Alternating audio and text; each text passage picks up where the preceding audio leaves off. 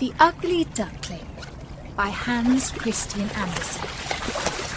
Hello, this is Natasha, and this is a particular favourite with all the creatures who live on the Palace Pond with Prince Bertie.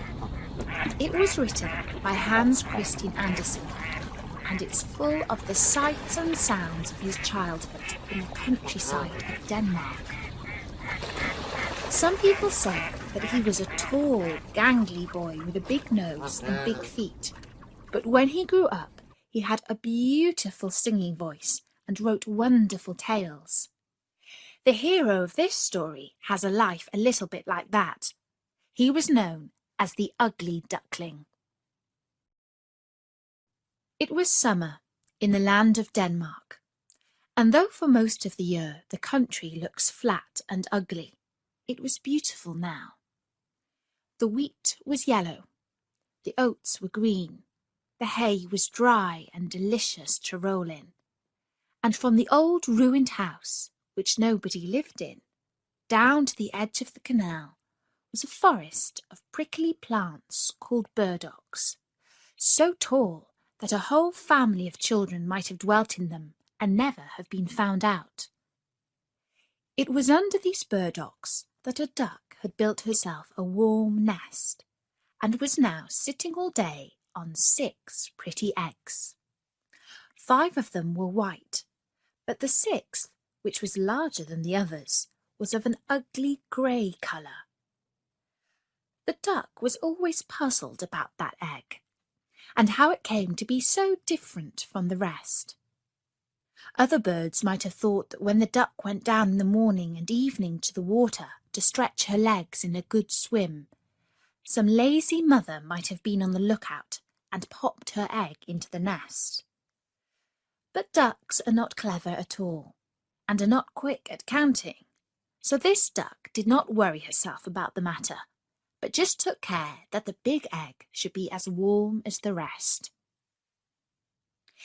This was the first set of eggs that the duck had ever laid, and to begin with she was very pleased and proud, and laughed at the other mothers who were always neglecting their duties to gossip with each other or to take little extra swims, besides the 2 in the morning and evening that were necessary for health. But at length she grew tired of sitting there all day. "My eggs are taking too long to hatch," she said to herself, and she pined for a little amusement also. Still, she knew that if she left her eggs and the ducklings in them to die, none of her friends would ever speak to her again. So there she stayed, only getting off the eggs several times a day to see if the shells were cracking, which may have been the very reason why they did not crack sooner. She had looked at the eggs at least 150 times, when to her joy she saw a tiny crack on 2 of them, and scrambling back to the nest, she drew the eggs closer together and never moved for the whole of that day.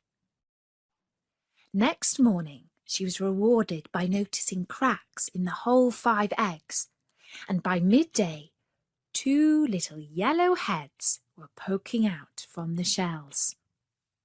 This encouraged her so much that after breaking the shells with her beak, so that the little creatures could get free of them, she sat steadily for a whole night upon the nest, and before the sun rose, the 5 white eggs were empty, and 10 pairs of eyes were gazing out upon the green world.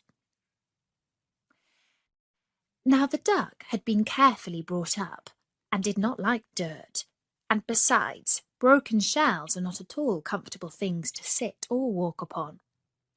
So she pushed the rest out over the side, and felt delighted to have some company to talk to, till the big egg hatched.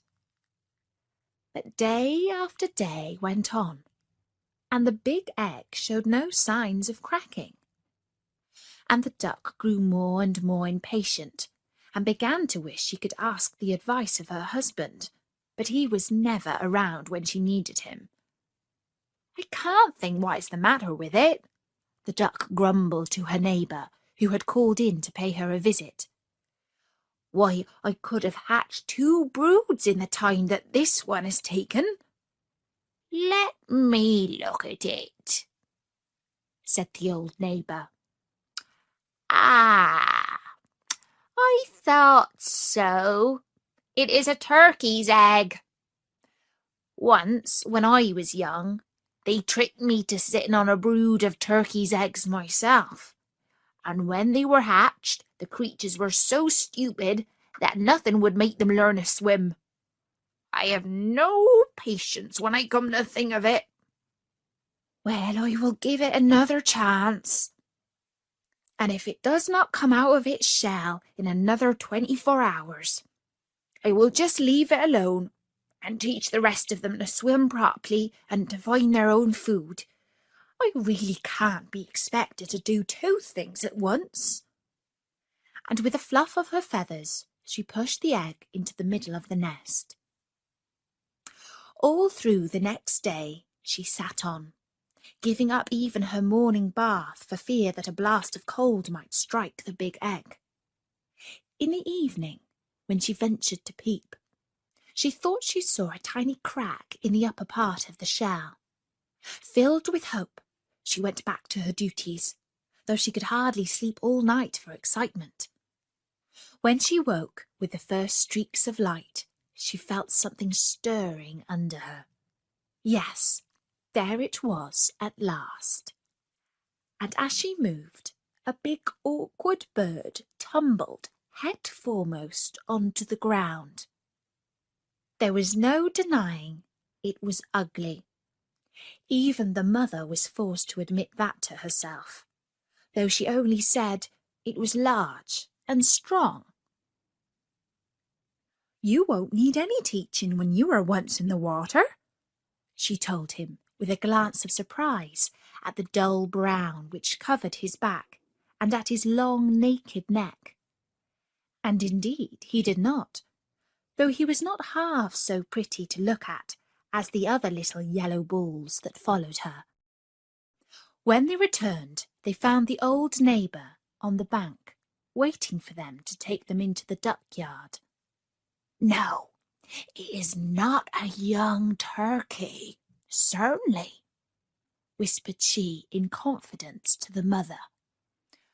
"For though it is lean and skinny, and has no colour to speak of, yet there is something rather distinguished about it, and it holds its head up well." "It is very kind of you to say so," answered the mother, who by this time had some secret doubts of its loveliness. "Of course, when you see it by itself it is all right, though it is different somehow from the others. But one cannot expect all one's children to be beautiful." By this time they had reached the centre of the yard, where a very old duck was sitting, who was treated with great respect by all the birds who lived on the water. "You must go up and bow low before her," whispered the mother to her children, nodding her head in the direction of the old lady, "and keep your legs well apart, as you see me do. No well-bred duckling turns in its toes. It is a sign of common parents." The little ducks tried hard to make their small, fat bodies copy the movements of their mother, and the old lady was quite pleased with them. But the rest of the ducks looked on, feeling annoyed, and one duck in particular said, "Oh dear me, here are ever so many more little ducks. The yard is full already, and did you ever see anything quite as ugly as that great tall creature? He is a disgrace to any brood. I shall go and chase him out." So saying this, she put up her feathers and, running to the big duckling, bit his neck.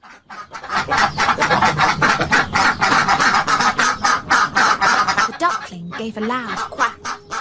It was the first time he had felt any pain, and at the sound his mother turned quickly. "Leave him alone," she said fiercely, "or I will send for his father. He was not bothering you." No, but he is ugly and awkward. No one can put up with him, answered the stranger. And though the duckling did not understand the meaning of the words, he felt he was being blamed, and became more uncomfortable still when the old Spanish duck who ruled the yard butted in. It certainly is a great pity. He is so different from these beautiful darlings. If he could only be hatched over again.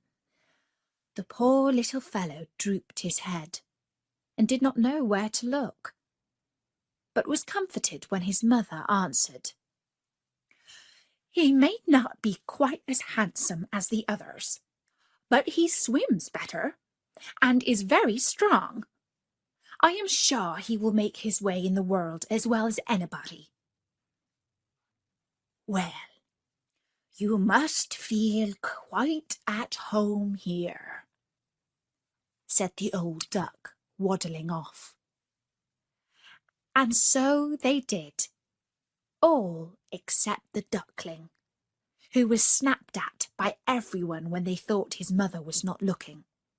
Even the turkey cockerel, who was so big, never passed him without mocking words. And his brothers and sisters, who would not have noticed any difference unless it had been put into their heads, soon became as rude and as unkind as the rest. At last he could bear it no longer, and one day he fancied he saw signs of his mother turning against him too. So that night, when the ducks and hens were still asleep, he stole away through an open door, and under cover of the burdock leaves scrambled on by the bank of the canal till he reached a wide grassy moor, full of soft marshy places where the reeds grew.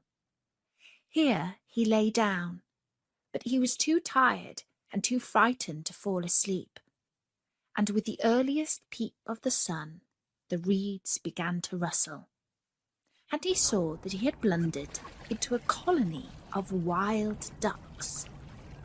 But as he could not run away, again he stood up and bowed politely. "You are ugly," said the wild ducks, when they had looked him well over. "But, however, it is no business of ours, unless you wish to marry one of our daughters, and that we should not allow." And the duckling answered that he had no idea of marrying anybody, and wanted nothing but to be left alone after his long journey. So for 2 whole days he lay quietly among the reeds, eating such foods as he could find, and drinking the water of the moorland pool, till he felt himself quite strong again. He wished he might stay where he was forever. He was so comfortable and happy, away from everyone, with nobody to bite him or tell him how ugly he was. He was thinking these thoughts when 2 young geese caught sight of him as they were having their evening splash among the reeds, looking for their supper. "We are getting tired of this moor," they said, "and tomorrow we think of trying another, where the lakes are larger and the feeding better. Will you come with us?" "Is it nicer than this?" asked the duckling doubtfully, and the words were hardly out of his mouth when piff, puff, and the 2 newcomers were stretched dead beside him. At the sound of the gun, the wild ducks in the rushes flew into the air, and for a few minutes the firing continued as the men aimed at the flying birds. Luckily for himself, the duckling could not fly, and he floundered along through the water till he could hide himself amidst some tall ferns which grew in a hollow. But before he got there, he met a huge creature on 4 legs, which he soon realized was a dog, who stood before him and gazed at him with a long red tongue hanging out of his mouth. The duckling grew cold with terror and tried to hide his head beneath his little wings. But the dog snuffed at him and passed on, and he was able to reach into his hiding place. "I am too ugly even for a dog to eat," said he to himself. "Well, that is a great mercy." And he curled himself up in the soft grass till the shots died away in the distance. When all had been quiet for a long time, and there were only the stars to see him, he crept out and looked about him.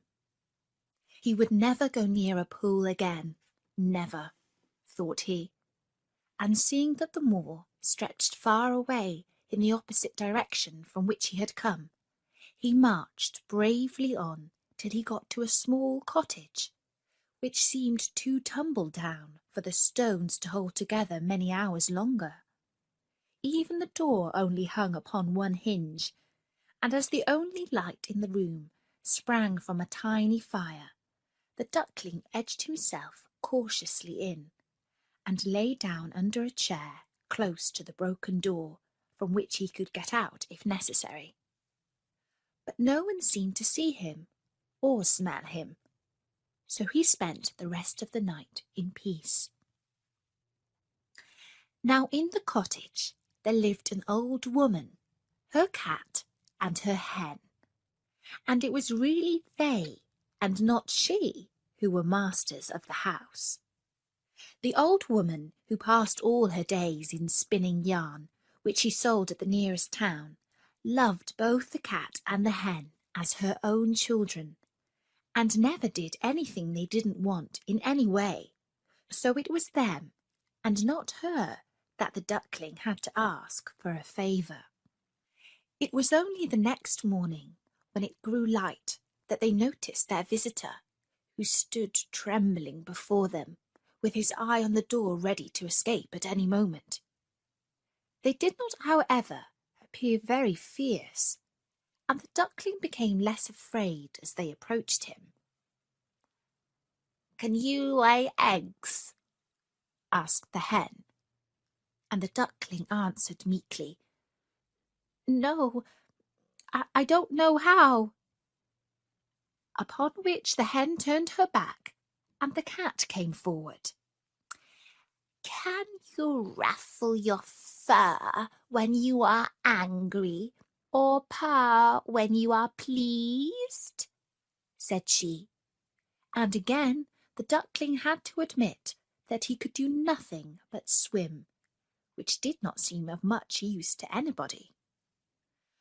So the cat and the hen went straight off to the old woman, who was still in bed. "Such a useless creature has taken refuge here," the cat said. "It calls itself a duckling, but it can neither lay eggs nor purr. What had we better to do with it?" said the hen. "Keep it, to be sure," replied the old woman briskly. "It's all nonsense about it not laying eggs. Anyway, we will let it stay here for a bit and see what happens." So the duckling remained for 3 weeks and shared the food of the cat and the hen, but nothing in the way of eggs happened at all. Then the sun came out, and the air grew soft, and the duckling grew tired of being in a hut, and wanted with all his might to have a swim. And one morning he got so restless that even his friends noticed it. "What is the matter?" asked the hen, and the duckling told her. "I am so longing for the water again. You can't think how delicious it is to put your head under the water and dive straight to the bottom." "I don't think I should enjoy it," replied the hen doubtfully, "and I don't think the cat would like it either." And the cat, when asked, agreed that there was nothing she would hate so much. "I can't stay here any longer. I must get to the water," repeated the duck. And the cat and the hen, who felt hurt and offended, answered shortly, "Very well, then go." The duckling would have liked to say goodbye and thank them for their kindness, as he was polite by nature, but they had both turned their backs on him. So he went out of the rickety door, feeling rather sad. But in spite of himself, he could not help a thrill of joy when he was out in the air and water once more, and cared little for the rude glances of the creatures he met. For a while he was quite happy and content.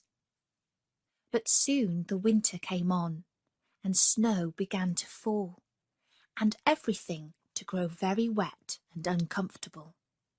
And the duckling soon found that it is one thing to enjoy being in the water, and quite another to like being damp on land.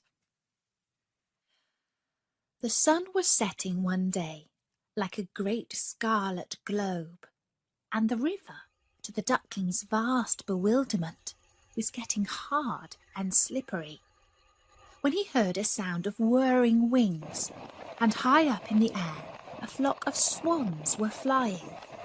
They were as white as snow, which had fallen during the night, and their long necks with yellow bills were stretched to a land where the sun shone all day. Oh, if only he could have gone with them! But that was not possible, of course. And besides, what sort of companion could an ugly thing like him be to those beautiful beings? So he walked sadly down to a sheltered pool, and dived to the very bottom, and tried to think it was the greatest happiness he could dream of. But all the same, he knew it wasn't. And every morning it grew colder and colder, and the duckling had hard work to keep himself warm. Indeed, it would be truer to say that he never was warm at all. And at last, after one bitter night, his legs moved so slowly that the ice crept closer and closer, and when the morning light broke, he was caught fast, as in a trap, and soon his senses went from him. A few hours more, and the poor duckling's life would have been ended. But by good fortune, a man was crossing the river on his way to work, and saw in a moment what had happened. He had on thick wooden shoes, and he went and stamped so hard on the ice that it broke. And then he picked up the duckling and tucked him under his sheepskin coat, where his frozen bones began to thaw a little. Instead of going to work, the man turned back and took the bird to his children, who gave him warm porridge to eat and put him in a box by the fire. And when they came back from school, he was much more comfortable than he had been since he had left the old woman's cottage. They were kind little children, and wanted to play with him. But alas, the poor fellow had never played in his life, and thought they wanted to tease him. He flew straight into the milk pan, and then into the butter dish, and from that into the meal barrow, and at last, terrified at the noise and confusion, right out of the door, and hid himself in the snow amongst the bushes at the back of the house. He never could tell afterwards exactly how he had spent the rest of the winter. He only knew that he was very miserable, and that he never had enough to eat. But by and by things grew better. The earth grew softer, the sun hotter, the birds sang, and the flowers once more appeared in the grass. When he stood up, he felt different somehow from what he had done before he fell asleep among the reeds, to which he had wandered after he had escaped from the peasant's hut. His body seemed larger, and his wings stronger. Something pink looked at him from the side of a hill. He thought he would fly towards it and see what it was. Oh, how glorious it felt to be rushing through the air, wheeling first one way and then the other. He had never thought that flying could be like that. The duckling was almost sorry when he drew near the pink cloud and found it was made up of apple blossoms growing beside a cottage whose garden ran down to the banks of the canal. He fluttered slowly to the ground and paused for a few minutes under a thicket of syring grass. And while he was gazing about him, there walked slowly past a flock of the same beautiful birds he had seen so many months ago. Fascinated, he watched them one by one step into the canal and float quietly upon the waters as if they were part of them. "I will follow them," said the duckling to himself. "Ugly though I am, I would rather be killed by them than suffer all I have suffered from cold and hunger, and from the ducks and fowls who should have treated me with kindness." And flying quickly down to the water, he swam after them as fast as he could. It did not take him long to reach them, for they had stopped to rest in a green pool, shaded by a tree whose branches swept the water.